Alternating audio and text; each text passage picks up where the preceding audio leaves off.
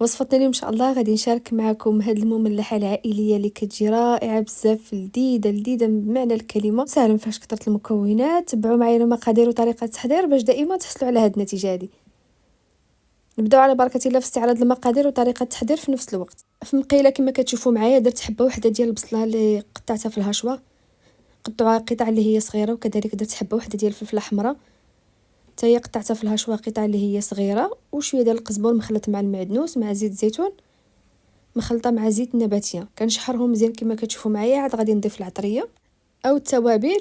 عندي هنا كميه ديال الملح على حسب الذوق، شويه ديال الثومه بودر، كذلك شويه ديال القزبر مطحون حبوب، وشويه ديال الكمون، شويه ديال التحميره، وشويه ديال الابزار. صافي هادو هما المكونات اللي ضفت ديال العطريه، وكذلك شويه ديال صوص الصوجا سواء كانت خفيفه او ثقيله. غادي نخلط مزيان هاد البصله والفلفله والربيع مع العطريه مزيان مزيان حتى كيطيب. عاد غادي نضيف عليهم كميه ديال الكفته كما كتشوفوا. انا الكفته طحنتها في الدار في الهشوه، وكذلك ممكن تشريوها جاهزه كيبقى لكم الاختيار. صافي كنطيب مزيان مزيان هاد الكفته مع البصله والفلفله، ما كنضيفوا لا ما لا حتى شي حاجه. هنا عاود ضفت شويه ديال صوص الصوجا، تقريبا واحد المعلقه كبيره، يعني معلقه صغيره في الاول ومعلقه صغيره من ضفنا الكفته. وكذلك ضفت هنا واحد المعلقه كبيره ديال صوص طوماط او مطيشه معلبه، من الاحسن نستعملوا مطيشه اللي كتكون في الكرتونه او اللي في القرعه. صافي كطيب الحشوه ديالنا هي هذه كما كتشوفوا معايا، ومن الاحسن نديروا الكفته تكون زايده على البصله والفلفله. غنخليو الكفته ديالنا والبصله والفلفله على جنب، وغادي ندوزو هنايا خديت الخبز ديال التاكوس كما كتشوفوا. ما تندهنوه بتا شي حاجه، من غير الا بغيتو من بعد ما تستفوا الكفته مع البصله والفلفله على هذا الشكل هذا، زيدوا عليه شويه ديال الفرماج غابي من الفوق، يعني فرماج موتزاريلا او ايدام اللي بغيتو. صافي هنايا كنستف هنايا هاد الحشوه ديالي كما كتشوفوا، وما كنديرش في الجوانب لان الجوانب غادي نقطعوهم من بعد باش كيجيونا مقادين. صافي كنرولي على هاد الشكل هذا، حاولوا تزيروا باش ما تفتح ليكمش.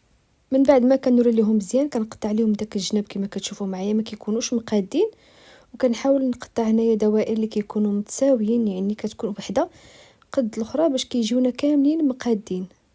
صافي غادي ندوز لوحده ثاني كما كتشوفوا، كنوضع فيها كميه ديال الحشوه ديال الكفته وكنرولي مزيان، وكنحيد هذوك الجوانب اللي كيكونوا خاويين كما كتشوفوا معايا، ولا كانت فيهم شويه ديال الكفته كنرجعوها للمقله. صافي كنحاول نقاد هنايا متساويين، ولا عبروهم ولا عينكم ميزانكم. وغادي نعاود نستفوهم هنايا في المول اللي كيمشي للفران، سواء المول زجاجي او هذا المول هذا، يعني اللي عندكم استعملوه.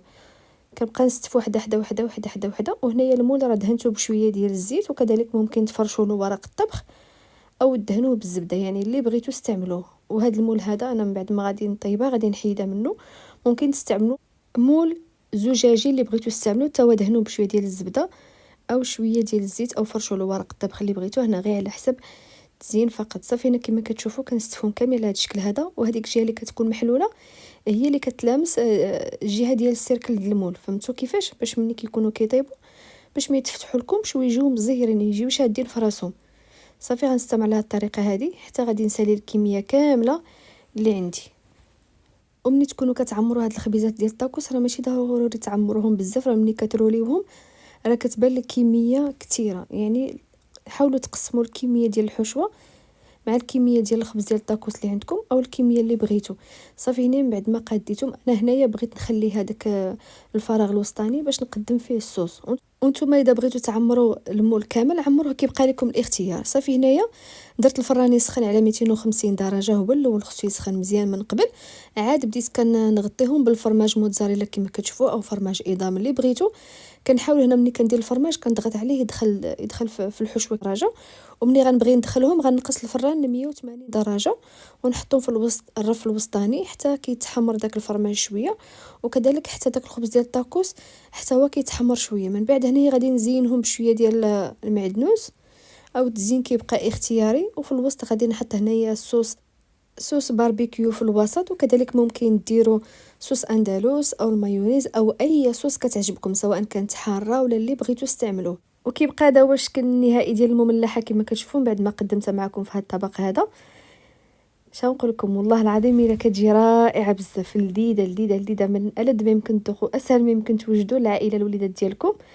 وانا متاكده غادي تعجبكم بعد ما تجربوها. وما تنساوش تشاركوا الفيديو مع الاصدقاء والاحباب ديالكم باش تعملوا فائده، وخليوا لي لايك وتعليق الفيديو اللي كيحفزني نعطيكم وصفات اللي كيكونوا رائعين ساهلين في المتناول.